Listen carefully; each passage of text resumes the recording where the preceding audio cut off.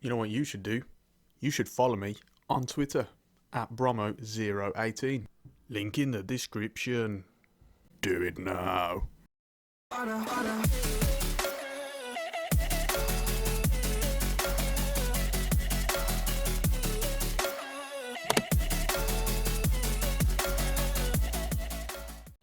Hello everyone, welcome along to another episode of our Ajax career mode series. Bromo18 here as always, and today a slightly different episode for you. A lot of people in the comment section throughout the series really have been asking about the tactics that I use, and I did say in episode 1 that I had how to replicate a Pep Guardiola 4-3-3 in FIFA. People have been asking where that video is. I think I deleted it in the end, and for some reason, not sure why, but it's still coming up probably most videos. Every video really is people asking about the tactics, and so I wanted to just sort of do a tactics deep dive, I guess, and break down exactly what it is, how I set up the team, etc. I was actually recording one recently, and I thought I was going to cram it into the next episode, to just an episode. Obviously the next one's going to be Barcelona and Groningen double header, but then I realised it's going to take ages to show you, sort of talk about the tactics, show you sort of what and how and why I do it. So we're actually going to create a separate episode for this separate video as well, just so I can give all of you thinking about wanting to use this, just exactly how we do it really. So yeah, it's going to be the 4-3-3 today. Obviously we do also have the 3-4-3, and if anyone wants to, I haven't had many people ask about that one, but if you do want to know how to do that one as well, then let me know and I can do a video talking about that one as well. But today it's going to be the 4-3-3, which is what we've predominantly used over the series, and it's one that's worked out brilliantly for me. I use it in like most of my other career modes, to be honest. I use it on online seasons as well, in which I always play with England, and it works brilliantly. So yeah, it's something I'm really taking for myself, I guess. It's pretty different, and you'll notice from the positions we have spoke about this previously. A few of them are actually have their positions altered, so we'll talk about that. But yeah, obviously it's a 4-3-3, and starting with the back four. You've got the fullbacks who are actually in the position of wing-back. As you'll see here, they're both left wing-back and right wing-back. And the reason being that I've moved them to here is that basically you want your fullbacks to get as high up the pitch as possible. And in particular, when someone like Frenkie de Jong, the holding midfielder, receives the ball, the fullback should have pressed beyond him. They should be essentially playing as wide midfielders, right and left midfielders. They should be way up the pitch, further ahead, in line, if not further ahead of the holding midfielder. And so you want to move these to the fullback position, the wing-back positions, should I say, because they will do that. Like in FIFA, when they're originally at standard right back and left back, they don't push forward as much. So when someone like de Jong or a midfielder receives a ball, they haven't got that overlapping option. And that is essential in an attacking 4-3-3, like a Guardiola, like a Barcelona, a Bayern Munich-esque, Ajax as well. Their wing-backs will play as wide midfielders, and that is the modern fullback, the role of a modern fullback.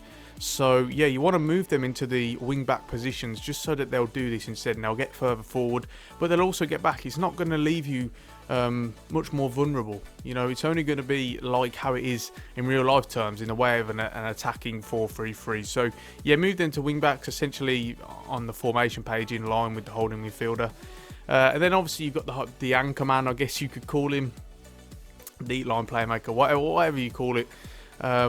He's, the bush gets roll, I guess you could say. Frenkie de Jong, absolutely brilliant in this career. Love him on this game. First time I've ever played with him in this series, and he has been ideal for this role. So yeah, defensive minded, but obviously you want someone technically, sustainable, I guess to say, because he's going to be the one who brings it out from the back essentially, along with your centre backs, and also recycle possession through him. So yeah, you need someone technically gifted there, and he's certainly got that. Look at those ratings.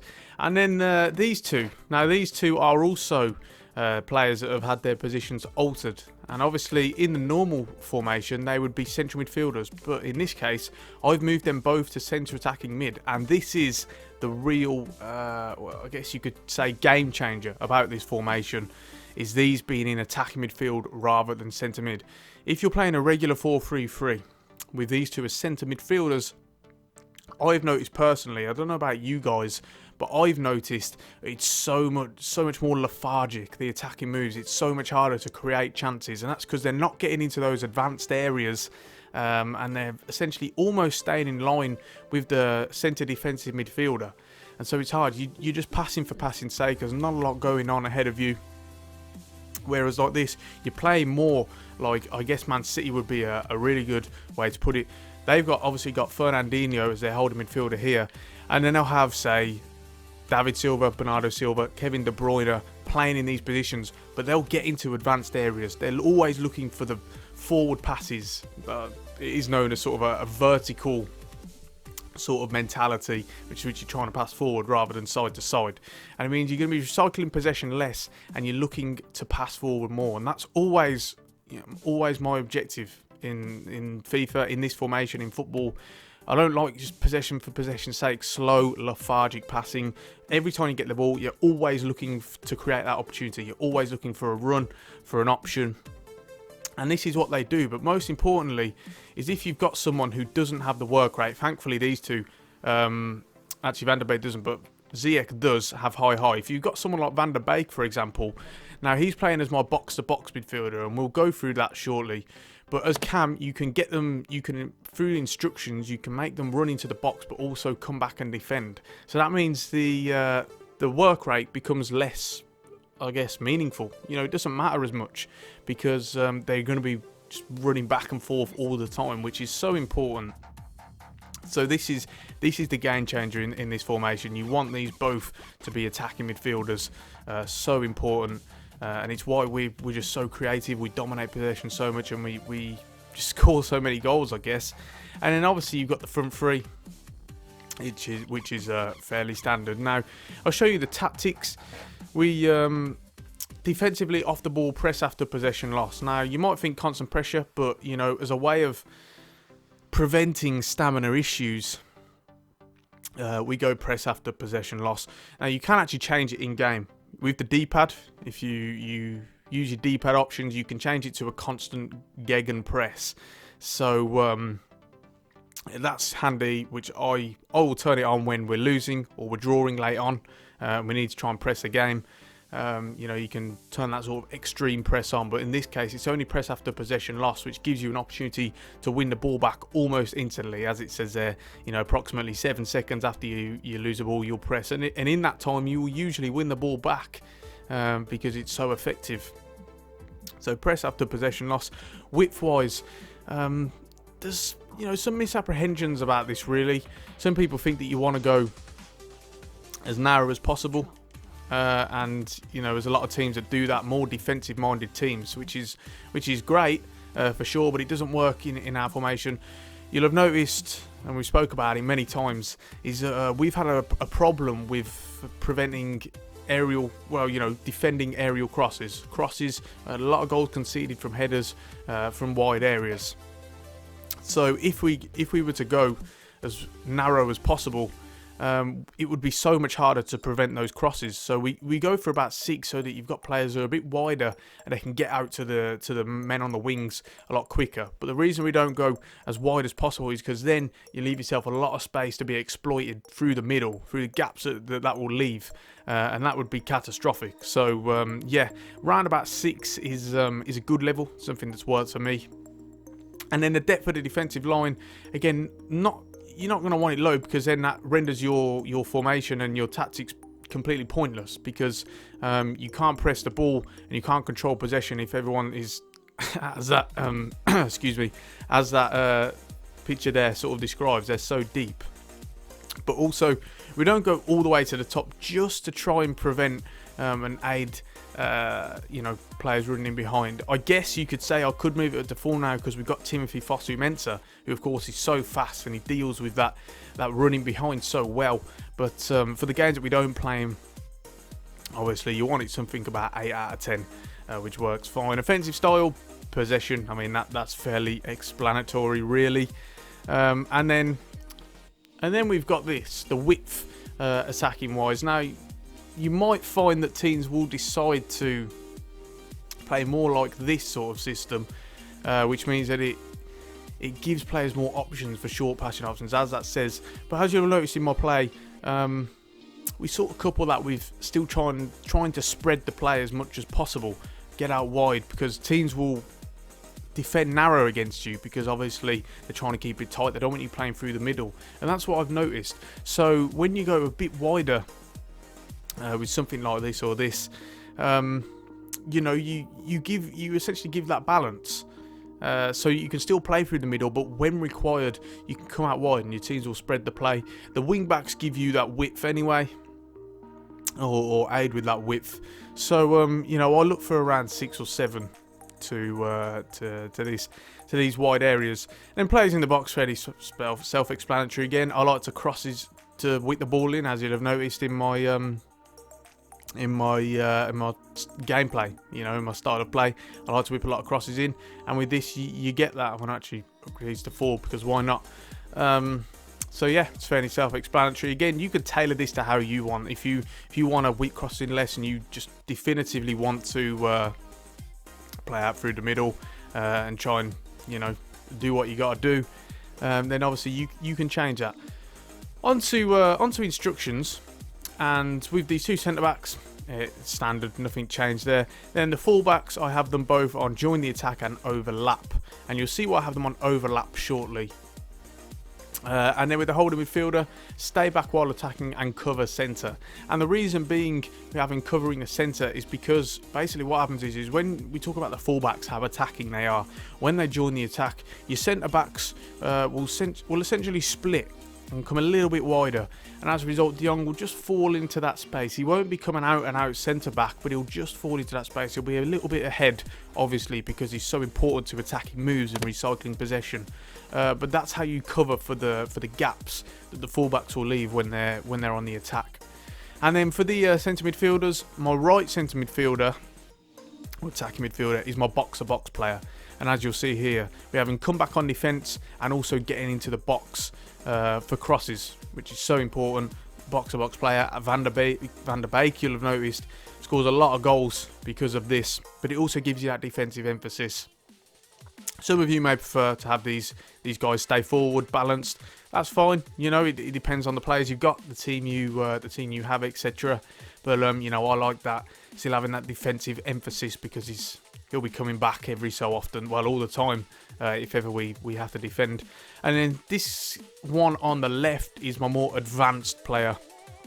His defensive support is balanced, so he'll pick his moments, but he will sometimes offer that defensive support, but at the same time he won't be too tired, like the box-to-box player might be. And then stay on the edge of the box with the cross. This is so he can pick up all the loose balls.